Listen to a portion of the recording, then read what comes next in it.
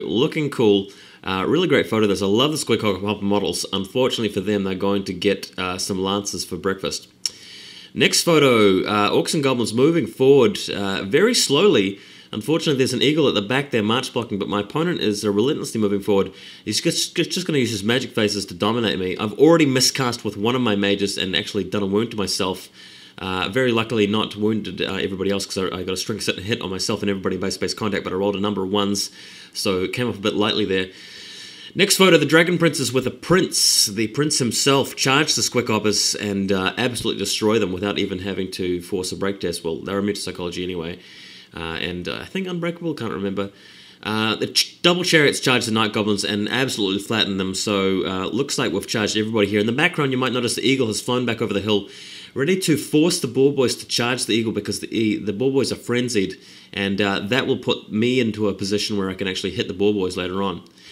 Next photo, funnily enough, the Ball Boys roll a 1 for their Animosity check and sit there doing nothing. The chariots overrun in front of him, but in the following turn, he'll be able to charge me with those guys. So yeah, I'm not sure of the order of events here, but that's what's going to be happening. So at least you can see what's going on there. Next photo, made a bit of an error here. He actually charges out of his other unit with the Black Orc BSB or Savage Orc BSB or whatever it was, and charges straight into the back of my eagle. I forgot that he was on a boar there and he would charge out, so my blunder there, leaving the eagle, and unfortunately he's dealt with eagles, so he won't be march blocked anymore. But I tell you what, his Savage Orc, great shaman, because his army is just rolling 3 dice spells, 4 dice spells every turn, and my army for this game, I've actually taken the Trickster's Pendant. Finally, he actually miscast on a 4 dice roll and had to roll twice on the table, and I picked the lowest one, and it resulted in him blowing the head off of his general with the level 4 shaman. I've got to say, he had it coming because he was just rolling so many of those high dice roll spells, and I had that item, so it was just throwing caution to the wind, really, and he paid the ultimate price at the end of the day. So I lose an eagle there, he loses his level 4 shaman. Next photo, the prince, because the Ball Boys have charged through into one of my chariots and then destroyed it, overrun into the next chariot, in my following turn, charging the Ball Boys with the prince, the BSB with the battle banner, the lone Dragon Prince champion there, he's hit me with another Fort of Gork and killed everything but that one champion, and eagle into the flank, wiping out these Ball Boys predictably and capturing the standard. That's what I like to see, some heroic elves on the flank. Cool. Next photo, the archers sneakily making their way through the hills. I guess they're training to be Shadow Warriors. Forest is what I meant to say rather than hills. Attacking the Snotlings now, getting some shots into them, killing taking a couple of wounds off the base. Can't deploy them on a movement tray right here because the trees are again stuck to the cardboard. But at least I'm getting something done with these archers, and it's quite a cool looking photo here. Next photo, the Orcs moving through the center with no eagle march blocking. The other eagle has moved over next to the forest. Just actually, what's happened there, sorry, is the BSB charged that particular eagle, did 2 wounds on it, broke it in combat, and the eagle flew over top of the Orcs, didn't hit the forest, didn't hit the Orcs, so the eagle actually survived that amazingly and will now rally and be charged by the Savage Orc Arrow Boys. In the meantime, my mages have left the white line unit in the center. They've moved for cover into the forest, joined the repeater bolt thrower crews and so forth, leaving the white lines free to get into combat with other orcs elsewhere in the field. Trolls are running around aimlessly, failing their stupidity checks because the generals did.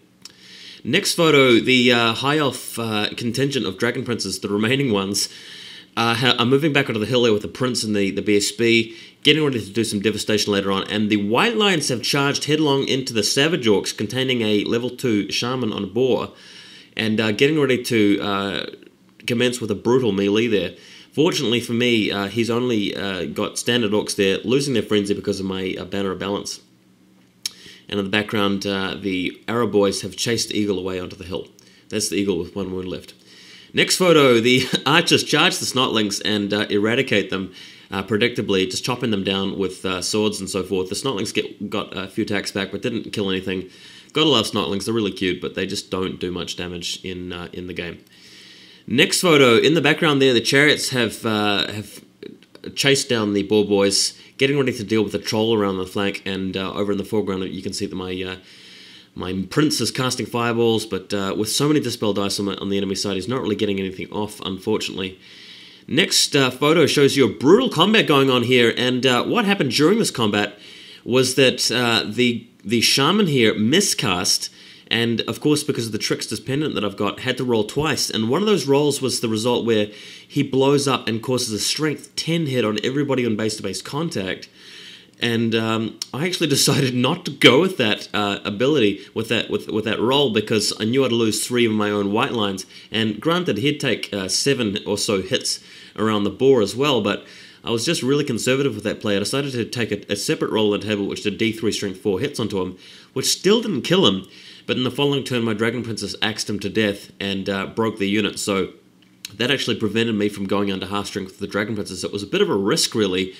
In hindsight, I probably should have taken the strength 10 hits. It probably would have been a smarter idea, but, you know, went with the other option instead, and that item is actually kind of cool. Next photo, the White Lions have destroyed the big unit of Savage Orcs. The Prince and BSB have charged into the Arab boys, broken them, they've run away, didn't catch them. The Goblin Shaman on the Wolf has moved to the forest. The Chariot has killed the Troll in the background, and my opponent's really just left with that one remaining unit of Savage Orcs in the center. The Archers in the other flank have killed the Snotlings, and going to the next photo, we can see that this happened. The Snotlings just running away and the Archers picking them off with some arrows as they flee. So it turned out to be quite a fun little game. I didn't really get a lot of stuff done with the Prince. Going to the next photo here, the Prince chases the Goblin Shaman into the forest. Quite a cool photo here, but the turn ends and the game ends. So hope you guys enjoyed this neat little report. I enjoyed using the Prince on the horse. I'll be using him a couple more times in future, but I think tomorrow night I'm playing against some Warriors of Chaos, so tune in for that one. And I should tell you guys that in the weekend on Saturday, playing a game against... I'm going around to Phil's house, and I'm playing a game against him, which I'll be doing a battle report of, where I'll actually be filming some video clips of us playing rather than doing a slideshow. So that'll be the first time I try that out. Tune in for it. It's going to be a lot of fun, and I'll see you guys there.